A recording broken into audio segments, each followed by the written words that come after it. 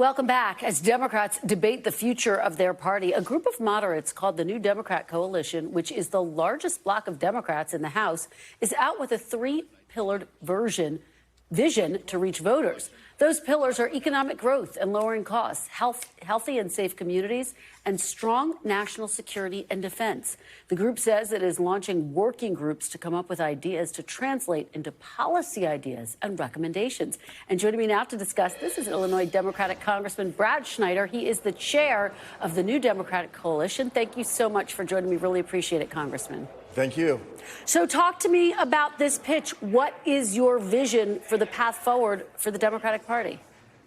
Well, the vision is doing what we did with New Dems in the last election. In fact, as the tide kind of flowed against Democrats in general, New Dems elected 25 new members in addition to protecting 85 of our 87 incumbents. So we're 110 Democrats in the Senate, very strong, who are focused on addressing the issues voters are talking to us about, the kitchen table pocketbook issues, the economy, our healthy and safe communities, and strong national security, national defense.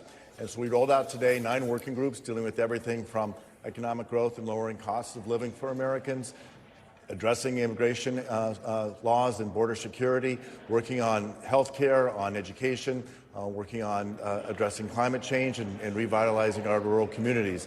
These working groups will build on the strength and energy as well as the expertise and wisdom of the 110 members that make up the New Dem Coalition. Congressman, let me ask you, because you're focused on the economy, safer communities, national security. It does sound a lot like what we heard from Vice President Kamala Harris when she was running for office and from Democrats in this last election. How is what you're offering different from that? Well, I think you'll look at it as it lays out in the working groups. When we're talking about a growing economy, it is, as Vice President Harris said in her campaign, investing in small businesses.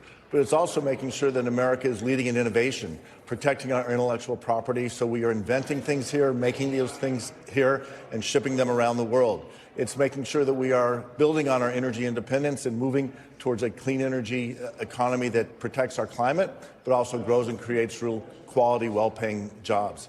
And in our neighborhoods, it's making sure that everyone can live, work, and play in communities where they feel safe, going to work, going to school, coming back home, where they can access doctors and affordable health care in the communities they live, where they have the opportunities to raise their kids, grow their families, and ultimately have a secure retirement. And then it's American leadership in the world. You talk about the goal of regaining trust. How do you think, Congressman, Democrats lost trust?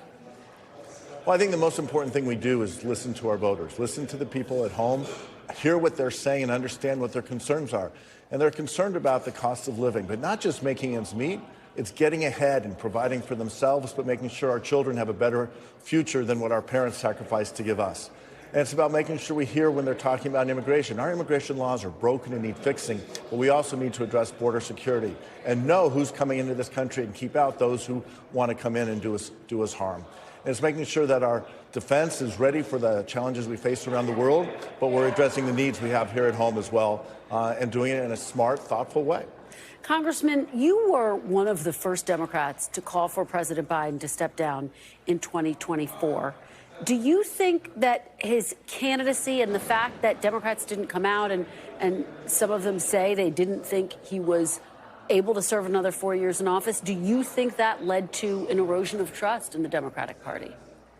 Well, I think what we have to do is build trust back going forward and making sure that voters understand that Democrats are the party of bold ideas, that we're the ones trying to come up with solutions that can be implemented and will have an impact today and be successful going into the future as well, that we're addressing the things that they care most about, lowering costs for living, but also educating our kids for the future, making sure that American companies are at the cutting edge of innovation and productivity, so we're creating wealth for all Americans, and we're doing it in a way that makes sure that all Americans have a chance to have the American dream, not just the fortunate few. I want to get your reaction to something that Democratic strategist James Carville wrote in an op-ed. He said, quote, "It's time for Democrats to embark on the most daring political maneuver in the history of our party. Roll over and play dead. Allow the Republicans to crumble beneath their own weight and make the American people miss us.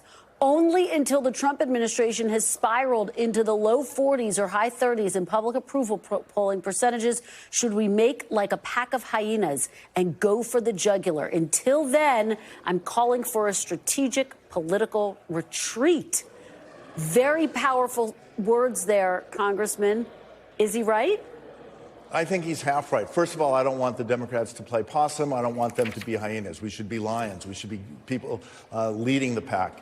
But he's right to let the Republicans basically implode. Last night, you had 217 Republicans vote for a budget bill that's going to take $800 billion out of Medicaid. It's going to cut the SNAP benefits. People who are struggling with food insecurity are hungry, not being able to put food on their table. It's going to take $200 million out of there.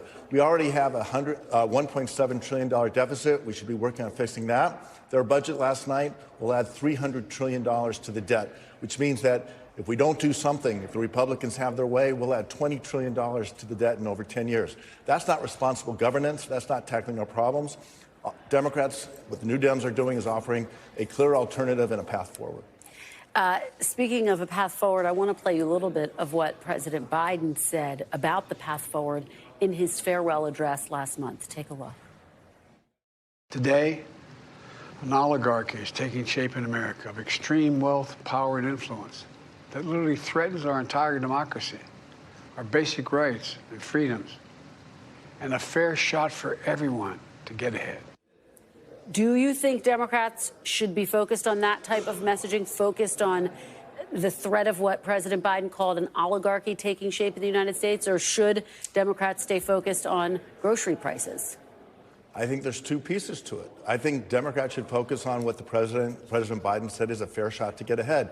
Every American wants to have that piece of the American dream where they can pursue their aspirations and give their kids a chance to reach their highest potential. And what we're seeing with Elon Musk and his Doge brothers ripping apart our government, cutting benefits to seniors, to veterans, eliminating preschool for children, making it hard for them to succeed in the future, that's what the president was warning about in oligarchy. What Elon Musk is doing is trying to line his own pockets and the pockets of his cronies. What the Democrats are doing is trying to give Americans a chance to get ahead.